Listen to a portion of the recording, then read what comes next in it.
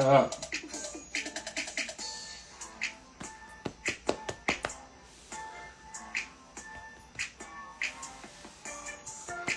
I guess I could do the intro now.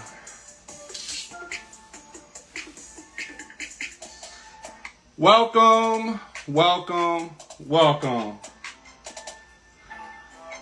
Welcome to the latest episode of Making the Case for Your Lawyer Dreams.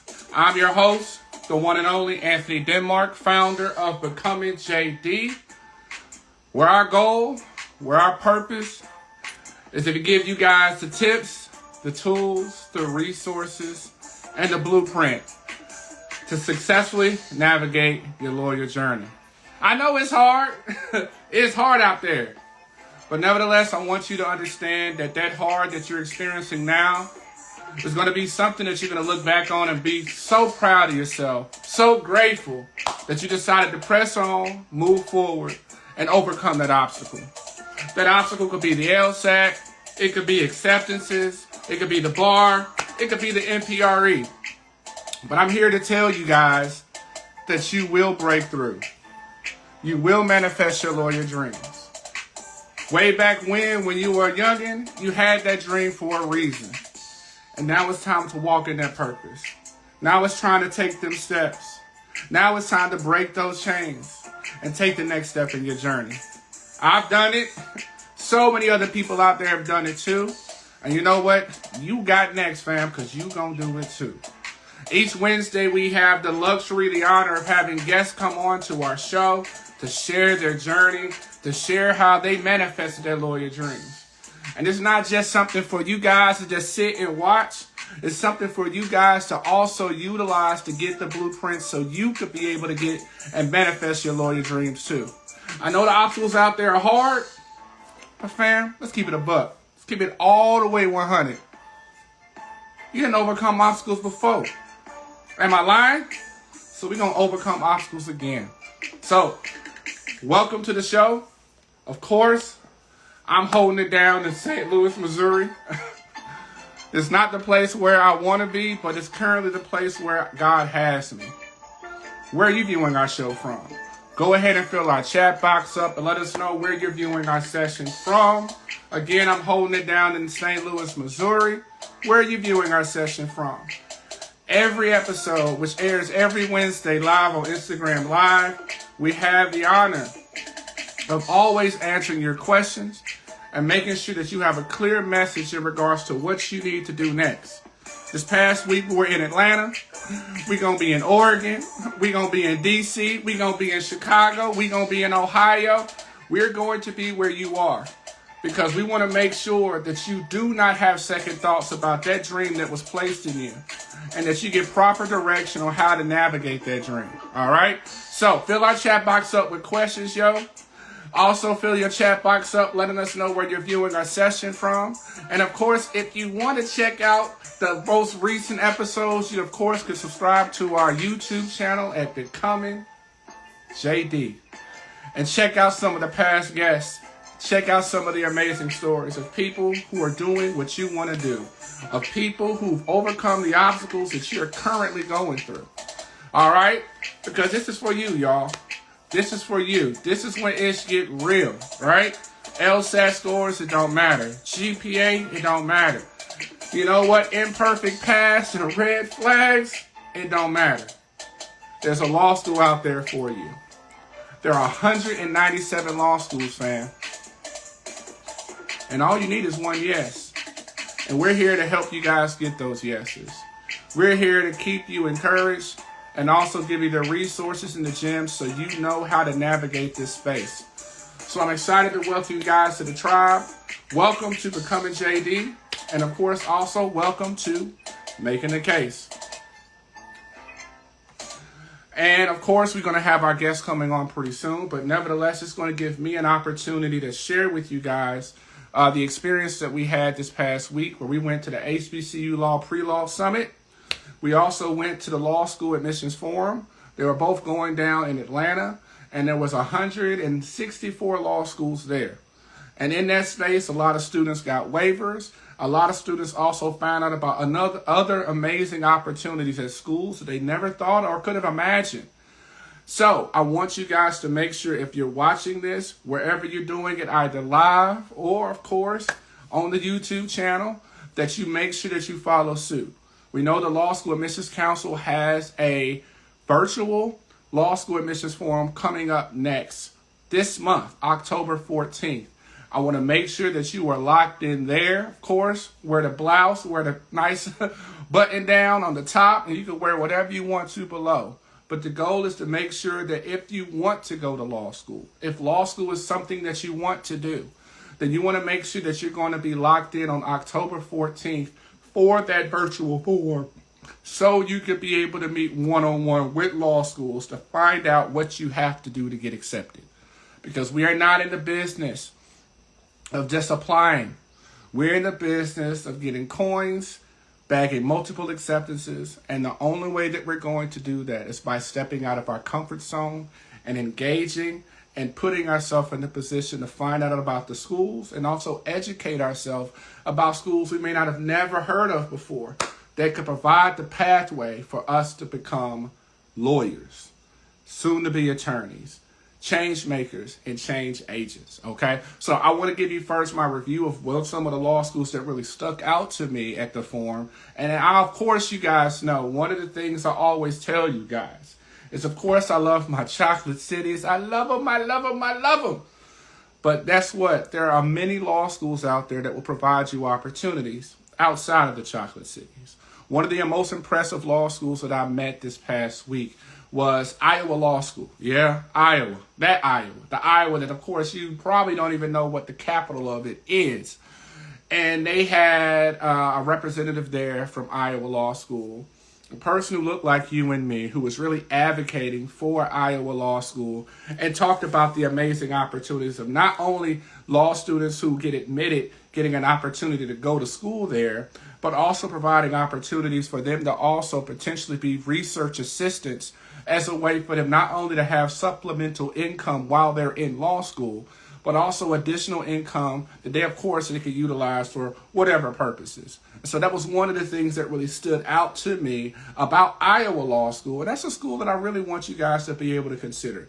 We have to step out of our comfort zones. One of the things I tell people when they do not get accepted and they start their application tour is I tell them that probably one of the biggest reasons is because they did not find law schools who will accept them. So Iowa was one of the schools that stuck out to me. Another school that really stuck out to me, you guys, was University of Illinois, Chicago, which of course has a scales program, which is a conditional admissions program. Someone type that in the chat. Conditional admissions program that provides opportunities for students who may not have the best LSAC scores or the best GPAs, and it allows them an opportunity to prove themselves in a 2 to 3 week program, and upon successful completion, they're automatically admitted into the law school. And this particular program, you guys, has a 98% success rate, which means that if you're not able to get into the law school through the traditional pathways and you are selected to do the scales program at UIC Law School, then more likely than not, you're going to be able to get into the law school upon successful completion of the program. I have 3 students right now. What's going on, Mr. Don't Quit? I have 3 students right now who are currently at University of Illinois, Chicago. They went through the scales program, and now they're doing their damn thing. Doing the damn thing down in Chicago. So we have Iowa Law School. We have the University of Illinois, Chicago. And another school that I want to also highlight to you guys is Cincinnati Law School. Now, I know, check it out. I want you guys to go to Google and see the law school. The number of law schools that are in the state of Ohio will blow your freaking mind. But Cincinnati Law School has made an asserted investment, you guys, in trying to make a space for people who are first generation and underrepresented minorities. And I want you guys to be able to check out that school as well. I know, for example, the admissions director is a very kind woman who I've had the opportunity to meet on several occasions. I want you to go to UIC Law School's, Cincinnati Law School's website, find her name, and I want you guys to be able to schedule an informational session with her. Now, again, we talked about Iowa Law School. We talked about UIC Law School. we also talked about, Cincinnati Law School. Now, another school that I also want to be able to highlight, because again, what is the motto? The mantra is again this, and I want you to type this in the chat, Nitty. The mantra is this, fam. All I need is what? One yes. Now, I know it'd be great if we were able to get our one yes at the place where we don't have to move, at the place where it's popping with the nightlife. But remember, fam, we about the law life, not the nightlife. Law life, not the nightlife. Okay, fam? So, what I want you to also look into this school is called Jacksonville Law. Jacksonville Law School is a school that recently got its full accreditation. And guess what? This school is such a freaking baddie that after getting its recent accreditation, it scored the second highest in bar passage rate in the state of Florida, y'all. That means with all them law schools there, Florida State, FIU, it was number 2. And Jacksonville Law Schools, of course, is a fairly new law school that has small classes, but nevertheless, it has done a wonderful job in regards to helping prepare its students for the bar exam. So we got that school that I want you to check out. And so if someone can make a list of the schools that I said UIC Law School. I also said Cincinnati Law School. I also said Iowa Law School. And I said Jacksonville Law School. And the number 5, a big 5 that I want to always try to shout out, and that is Pace Law School. Pace Law School, of course, is in New York. Now, of course, it's in New York. It ain't in New York City.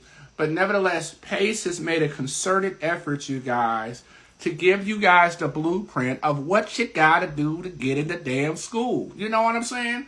And I love that. I've had a great relationship with their admissions director. Dapped him up when I was at the forum in Atlanta. And he told me to make sure and shout out Pace Law School.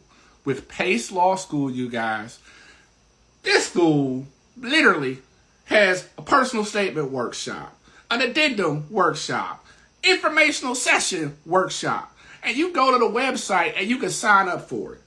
And they're going to literally tell you what they want. And all you have to do is take the information that you receive and utilize it. We have 4 students right now currently at Pace Law School. Because literally one of my students, Angela, she's in her 2nd year of law school down there now. Literally, she passed by the school from the Bronx, South Bronx, what's up? And she would tell me that she would pass by the law school all the time. So what she did was Pace Law School provides opportunities for you guys to go to career fairs and events on the campus. And so she started going to those events and attended one of those writing sessions that Pace Law School hosted. And literally, they pulled her to a side and said, this is what we need you to do for your diversity essay. So we went back into the lab, gave them what they're looking for, and now she's a 2nd-year law student at Pace Law School. Now, I would be remiss. I only gave 5 law schools, but since my brother from another mother, my family, Mr. Don't Quit, who is a 2nd-year law student at Loyola Law School in New Orleans, I got to give a shout out to that law school. Because that law school, of course, in New Orleans is doing the damn thing. And the admissions folks at Loyola Law School in New Orleans, they make a concerted commitment and effort to make sure that their students are prepared. What I love about Loyola Law School in New Orleans is the extra steps that they take and the interest that they make to ensure that their students are prepared. Now, of course, you know, your boy went to Tulane, and I should have went to Loyola, but I was able to see firsthand the commitment and the attention to detail that the Loyola Law staff, faculty, in particular the people in student services play in preparing their students, not just for the bar exam, but also in regards to preparing them for internships and clerkship opportunities. So I want you guys to make sure and check out Loyola Law School in New Orleans as well. And so I gave you guys 6 schools. And let's see here. My guest was supposed to come on, but you know, man, we keep this party going. We were supposed to have a guest, Dante Wright, attorney Dante Wright, come on. But nevertheless, we're going to make it do what it do, baby, because we're here to educate, inform, and to inspire, okay? So, Nitty wanted to ask about Georgia State. Let's go ahead and talk about Georgia State Law School. Georgia State Law School, of course, is in downtown Atlanta. And I don't know about y'all, but I remember I went to law school down there. What's going on, Nick here? I went to law school. I went to college in Atlanta. And so it is an acquired taste. If you're ready to go down Peachtree, then that's fine. But Georgia State, of course, has black leadership in its law school admissions program and even at their presidency. And I'll tell you, when it comes to Georgia State, what I love about their programs is their clinical programs, which provide an amazing opportunity for its students to get a lot of exposure. I know some students when you come to Atlanta, you're not just really going to Atlanta per se for the education. You're also going to there for the exposure and the opportunities in the area of entertainment law or in the area of intellectual property. And I know specifically that when it comes to Georgia State, that's definitely something that they definitely highlight and place a huge emphasis on ensuring that its students who are interested in those particular programs get an opportunity to get exposure to and get an opportunity to learn about. So I love Georgia State for that one particular purpose. And to any student out there, one of the things that I did a couple of weeks ago, and to you guys out there who are watching either live or on our YouTube channel, is one of the things that I did was I issued a challenge to everybody out here who want to go to law school. And that challenge was I asked all my aspiring law students, my aspiring future lawyers out there, to make a list of the law schools that they want to attend. And then I challenged them to go onto Instagram and to try to shoot their shot, not try, really, holler at the Instagram accounts for the BOSA organizations at that particular school. And I'll give you a hint. If you go on Instagram and that law school doesn't have a BOSA organization on Instagram, that may be a flag that you may want to find yourself giving second thoughts to, because you're looking for support when you go to law school. You're looking for making sure that you have a community that's going to provide you with the support, the encouragement, and the resources that you need to succeed. And so that challenge included for you guys to shoot your shot and to holler at, send a DM to BOSA for any law school. That could be Houston Law School. That could be Georgia State Law School, and try to connect. I had a couple of students who took on that challenge, and not only were they able to connect with law students at the schools of their choice, but they were able to get points of contact from those rising 2Ls who not only took a step further to respond, but also took it a step further in regards to providing them an insight on what they did to get into school. So they had the 2Ls and the 3Ls looking over their essays, looking over their letters of recommendations, reviewing their resume to make sure that they are putting themselves in the best position possible to get accepted. So if I'm going to issue that challenge, and I saw that that challenge worked for students who took on that challenge, then I'm asking you, you right now, to also assume that challenge. Utilize Instagram as a resource, not just to find out what's going on with Cardi and Nicki, which is ridiculous, but to utilize it as a resource for us to make meaningful connections with people in law school at the school that you want to attend. Because at the end of the day, we are not in the business of donating money to these schools. Y'all work too dang hard, am I right? And sacrifice too dang much to be just applying to schools and just hoping blindly that things are going to work out. We're in a day and age now, you guys, where we can actually talk to people and connect with people at the schools that we want to go to find out what they did to bag the acceptance, what they did to get the law school to give them some more money. And so why not utilize this as a resource to help you? We don't just need it as a resource to find out what's going on with Cardi and Nicki. We need to utilize it as a resource for us to save coins, bag acceptances. So I hope this is a challenge out there that somebody out there is listening to and is going to take on and take it as a step for them to take the next step in their lawyer journey. Because I want to celebrate you bagging multiple acceptances. I want to celebrate you sending me a DM saying, hey, I got accepted into Iowa Law School. I got accepted into Georgia State Law School. How do I go about negotiating my awards letter to get more money? Okay? Because I want you guys not on a reapplication tour. I want your application tour to be able to end with you starting law school next fall. You feel me?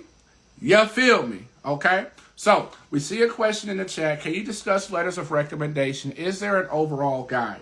Now, recently in my post, and I'll repost it again, I made a post providing you guys with the structure of what a letter of recommendation needs to include. And I will repost it tomorrow and I'll add it to my stories. But the gist of it, you guys, was in those letters of recommendations, law schools are looking for three things. 1, 2, 3.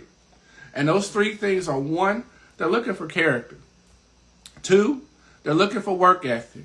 3, they are looking for a story that demonstrates your passion for the law or your passion for wanting to accomplish something that is hard. One of the things I told students at the law school fair this past weekend, and I'll share it with you, is that when it comes to applying to law school, that is your first case as a lawyer, y'all. That's your first case, fam. And in that first case, you have the opportunity to make an opening argument, which of course is your personal statement. You also get an opportunity to act like a lawyer law, and you get to select who are going to be your expert witnesses, your letters of recommendations, who you select to advocate for you are your expert witnesses. These are the people that are supposed to vouch for your character, your work ethic, and your professionalism, and the reason why you're going to be successful. This whole game, you guys, is about us making the case, like the name of this show, Making the Case. Y'all got it, right? This whole thing is about us making the case for your lawyer dreams.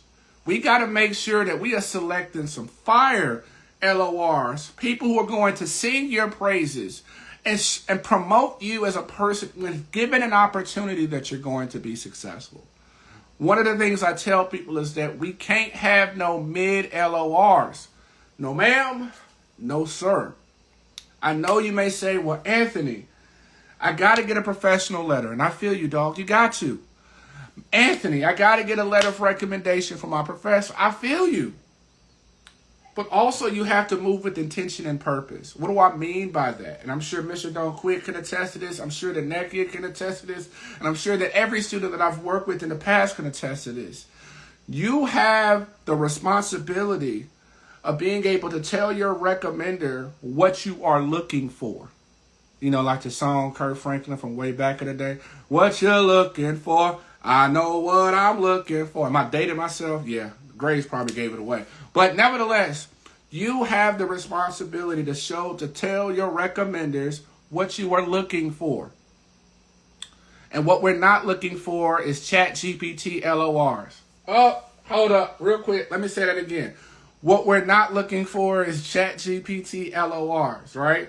So I want you guys, when you're approaching your potential recommenders, I want you to provide them with a checklist of what you need in your letter of recommendation. Again, character, work ethic, resilience, and passion for law. Those are the 4 things that we're looking. And if your recommender is not able to talk about any of those 4 things, fam, then you got to ask somebody else. Because you know what, fam? There's somebody on here right now that's making a checklist, and they're going to make sure that they're going to touch on all 4 of those points. So if you ain't touched on all 4 of those points, then that means you're going to be missing out, right? Now is not the time to be scared, man. This is your first case, fam, where you're advocating for yourself. Tell your recommender what you're looking for. Ask them kindly if you need to provide a story. If you have professors who specifically you have to ask for letters of recommendations from, who you may not had a close enough relationship with, let's go ahead and get on a Zoom call. I'm talking about you get on a Zoom call and talk to those professors. Share your story. Tell them the reason why you selected them to write a recommendation for you in the first place, man. And then tell them what they need in that letter of recommendation. One of the things I tell you guys is I want you guys to view a letter of recommendation with this analogy. Now, of course, it's going to sound silly, but keep it 100. You'll get the point, right? So what I want you guys to think about, have we ever in our life seen Steve Harvey look a mess? Have we? I don't think I've ever seen him in a t-shirt and sweatpants. Never. Why? Because everything that Steve Harvey does is intentional. Everything is manicured. Intentional and manicured. To the point that my man be having the bottles that he drinks out of match the fit that he got on.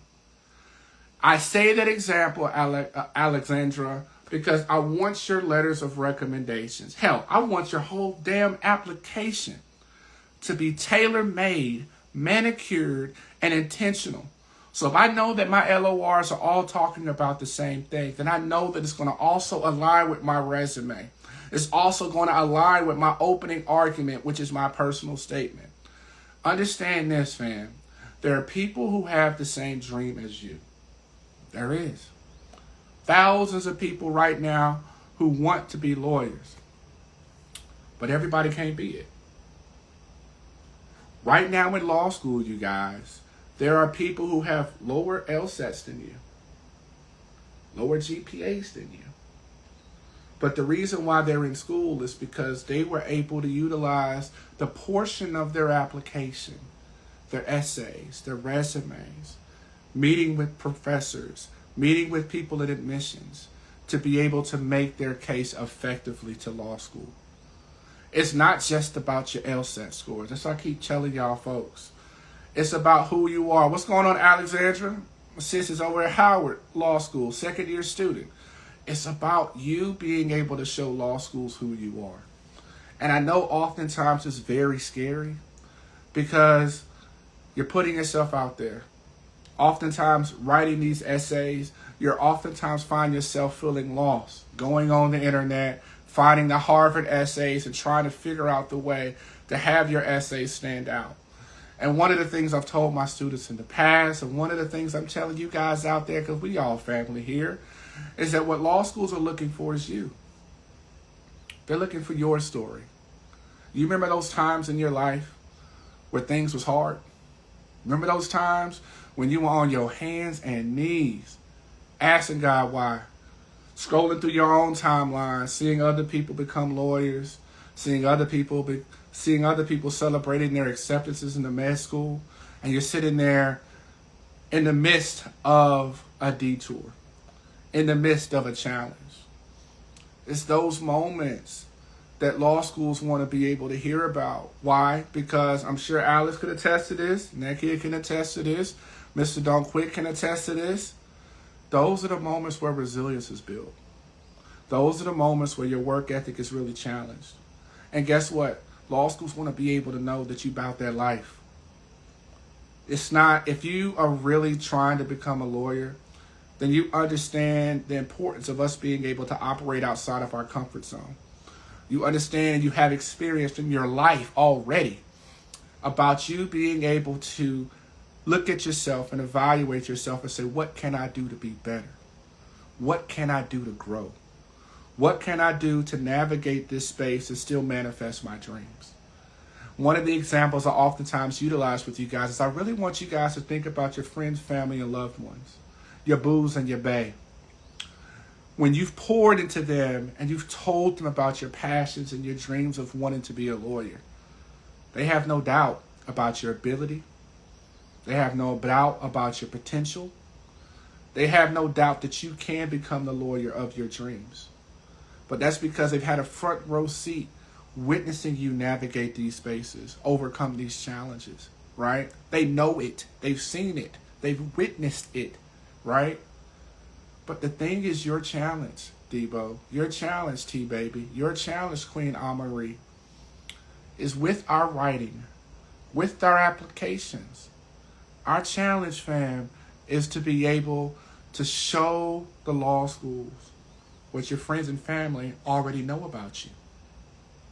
That's your challenge.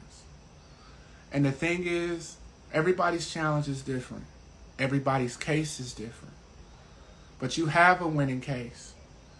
And as soon as you stop ducking it and thinking that it's just the LSAC, That's when you'll take the time to be able to make that case to get into law school, because you can become a lawyer. We've helped people with 2.9 GPAs. We've helped people with 2.0 GPAs, 140 LSAC scores. But what's the difference is also in what they're bringing to the table. Life be life in everybody. But you know what? When life started lifing for so many of you guys out there, yeah, we cried. Shit, I'll tell you, I cried a minute. But we kept fighting. Law schools are looking for fighters. Law schools want to know that when you get into law school and you find yourself overwhelmed, that you're not going to fold. So many of you guys listening to this live right now, either right now or on the YouTube channel, have overcome so many obstacles that are so much bigger than law school, but so much bigger than some stupid LSAT or some stupid bar exam or some silly NPRE. Those are your receipts of resilience. Those are the reasons, you guys, that when facing challenges like law school, that you're going to overcome. And law schools are looking for that stories, you guys, because guess what, man? Law school, this whole process, you guys, is law schools want to know two things. One thing they want to know, fam, is can you do it? That's why they do this test stuff, this GPA stuff. The second thing they want to know is if you do it, are you going to make them look good? Hell, fam, you know how we roll. We're going to make them look good, because the law school is just one step in the journey. But when I have worked with students and we don't get accepted into law school, the phrase that I tell them, Jessica, is this. I say the reason why we didn't get in is because you and I, because we in this together, y'all, is because we failed to convince law schools that you could do the work. I want you guys to look in your life. You may not be where you want to be, but just for a second, look how far you came. Look at all the obstacles that you've overcome. And when you say, I don't know how to stand out, think about the stuff that you've overcome to get here. You're literally looking through law schools, which means that you graduated from college or you're about to graduate from college. You're looking through law schools, which means that you've been able to secure income at a job that provides you with the stability to begin the process of preparing for the next step in your journey. The stuff that you've overcome is the biggest receipts of your resilience of why you're going to be successful. Because I know I wasn't blessed with a silver spoon. Hell, my mom had the plastic spoons that she stole from Shoney's. I knew for me that when I had an opportunity to go to law school, that I was not going to miss out on this chance. And I know so many people out there are just hungry for the opportunity. But the thing is, you got to show them who you are, fam. You got to show them who you are, sis. You got to show them who you are, bro. Now is not the time to, if it's just, it ain't the LSAC. It's not. I used to think that until we got people in schools with 129s and 140s and 2.0s. It's about sharing a story and finding schools who have a reputation of investing in you.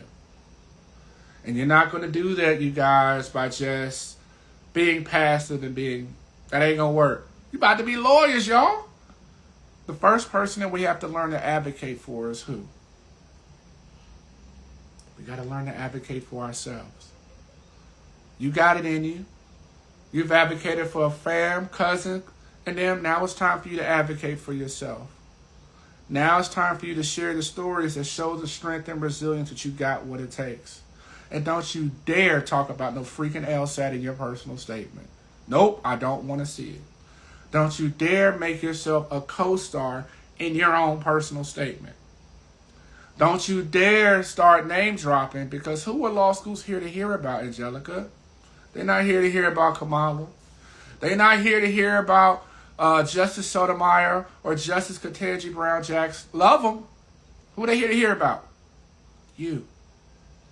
They've already developed their opinions about things that are going on in the media or current events or Trump. Who are they here to hear about? They're here to hear about you. And oftentimes, the thing that is so hard or challenging is so many of you guys have not had an opportunity to write and share stuff about you. Talked about other people. You've gotten your master's and did your capstone. Some of you guys got your doctorate and did your dissertation. But now when it comes to talking about you, you don't know what to say. You don't know how to pivot. You don't know what to share. And oftentimes it's because for so many of you guys out there, you don't know who you are. But I know that's one of the things that we help people with. I love watching you guys blossom. I love watching you guys all of a sudden go from, I just want one school, to getting into 5 schools. And then all of a sudden we're negotiating awards letters for you to get more money from other schools. But the only way that's going to happen is us taking that first step in regards to finding schools. One of the things I love about these fairs and forums is it gives you an opportunity to talk to people who probably will not answer your phone if you call admissions, who probably will not respond to your emails if you email them, because everybody, they mama, they cousin, them emailing them too. So these fairs and forums and these fairs that are going and hosted by colleges provide a wonderful opportunity for you to connect with law schools and to get the answers and make points of contact. I know, again, we have the virtual forum through the Law School Admissions Council that's going to be October 14th. We also know that we have, if you go to the lsac.com.org/events, they will tell you about colleges hosting fairs and forums. Ohio University is going to be hosting one, I think, soon. In addition to that, there's also going to be a fair that's going to be hosted by Dayton Law School, and your boy's going to be there. So pull up OHIO and holler at your boy as an opportunity for you guys to get information. I want you guys to win.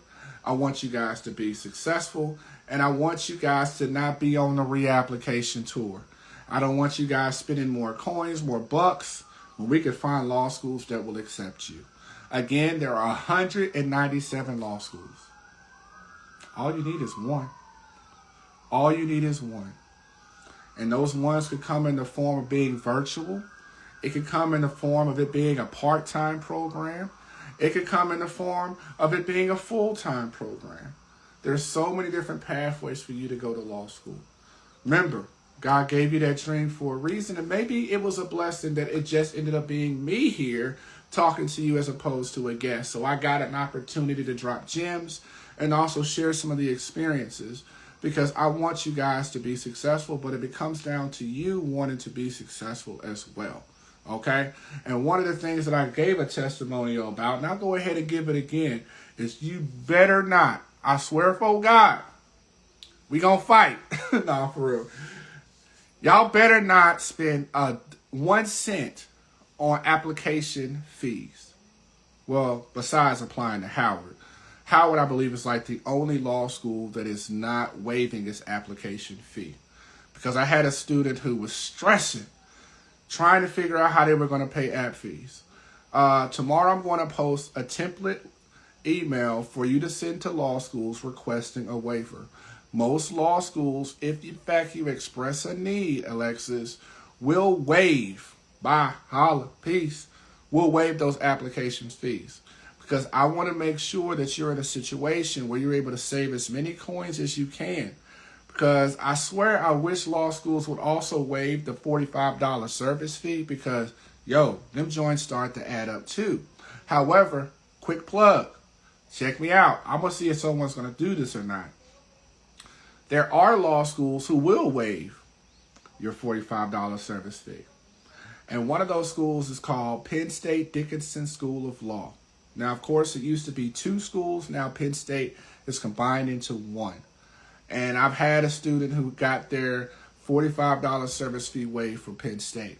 And I think we have a student there, right? Whoa, no, we got like 3 students there now. One who's a 2L, about to rising 3L.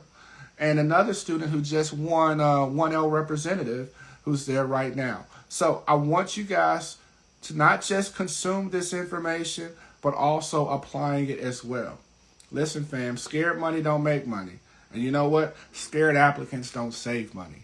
And I want you to save all them coins so that way we're investing in ourselves and investing in law schools who will invest in us.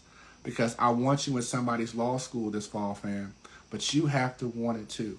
And so again, as I bring this show to a close, I want to tell you guys again, I guess my word of motivation is this. I want to tell you guys that I know that things are hard. I know it's tough.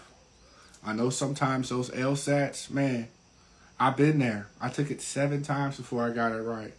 I know law school is hard too. If you're on academic probation or you barely survived and you're now going into your 2L year, it's stressful. But I also want you to be encouraged to realize that there's resources out there to help you. You do not have to do this journey by yourself. One of the biggest mistakes I made on my lawyer journey the first time is I allowed my pride and my ego to be deterrents that prevented me from asking for help. And that's why I ended up getting dismissed from law school with a 0.6 GPA. I made my journey so much harder because I thought that I had to do it by myself. There are bosses, law students, 2Ls, 3Ls. There are organizations who are here to work and help with you. There's a CLEO program that provides resources to first generation aspiring lawyers. There's the Plus program that literally will provide an opportunity for you guys to go to campus and receive free LSAT prep services. Do not try to do this journey on your own. I did it on my own, and it led to me getting dismissed from law school. My life changed when I started asking for help, got back into law school, graduated with over a 3.0 GPA, and I haven't stopped asking for help ever since. And I've now become the resource to help other people navigate their journey. Let's see what James said. What would you say helped you the most to get a high score on the LSAC? What helped me the most, James, and it wasn't like some secret prep course, and you're going to laugh when I say this, but it came to a particular point for me, James, where I had no other options. I had done the Princeton Review, I had done the Kaplan, I'd done the Blueprint, and my mom said straight up, I ain't giving you no more money. You're going to have to figure this joint out. And so I remember sitting down with all this LSAT materials, all the books, all of it. And I realized, okay, I got to figure out. And Jordan, what worked for me was I literally said, okay, I'm going to take a test every week. Under time conditions, James. Under time conditions, Riri. I took a test every week. And I scored my test. And after I scored my test, I became obsessed, intently studying my wrong answers. Obsessed with studying my wrong answers. To the point that I had it on a playlist in my ear, yo. I had it in the car with the kids.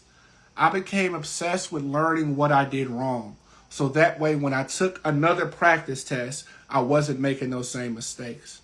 And I did that 10 times, 10 straight weeks. My LSAT score started with like a 139, went to a 120, started with a 129. But after those 10 weeks, my practice test, I was scoring in the 164 ranges. And when I finally sat down for my test, because I had practiced religiously and figured out what my wrong answers were and obsessed over those, I ended up with a 157. I wish I would have done it a year before. I would have saved so much money, and I would have also saved so much time. And that process was so effective for me, James, that I then applied that same process when I got to law school. Growth only comes from you being able to spend time on the areas that you need the most improvement on. You are not going to improve or raise your score until you're able to effectively identify what areas of weakness you have, so that way you could be able to address them. We do have a free LSAT support group. It's called the LSAT Ain't Got Nothing on Me. It's free 99. And you know what? Everybody invited to the cookout. And we also have another study group that meets 3 times a week. It's called the LSAT Accountability Group. These are all free 99. These are all resources that you can literally go click the link in my bio and join. There is no gatekeeping. And it's a community where they're going to uplift and not tear you down. We're not LSAT Reddit over here. And so I encourage you guys to join those. Go to the link in my bio, and you'll literally see it. The LSAT Ain't Got Nothing on Me and the LSAT Accountability Group. Listen, you are not on this journey by yourself. At this particular point, fam, if you don't get into law school, it's because you have made a conscious effort to not take help from me and other amazing resources out there that are here to help you. Make sure you go into my stories. I also post scholarship opportunities as well as motivational opportunities, and also opportunities to ensure that you are able to get the resources from LSAC, also from organizations like the SEO, and also other organizations that are committed to helping you guys win. I want you to win, but you have to want to win too. I'm sending nothing but prayers and positive vibes out there to you guys. And continue to fight for your lawyer dreams, fam. Because you know your boy will. Peace and blessings. And we'll have a guest next Wednesday at 8 p.m. Central Standard Time on Instagram Live. And if we don't have a guest, we going to keep on talking. Because I got more gems, more resources, and more guests here designed to motivate you and keep you pushing forward on your lawyer dreams. Peace and blessings. We'll see you again next Wednesday.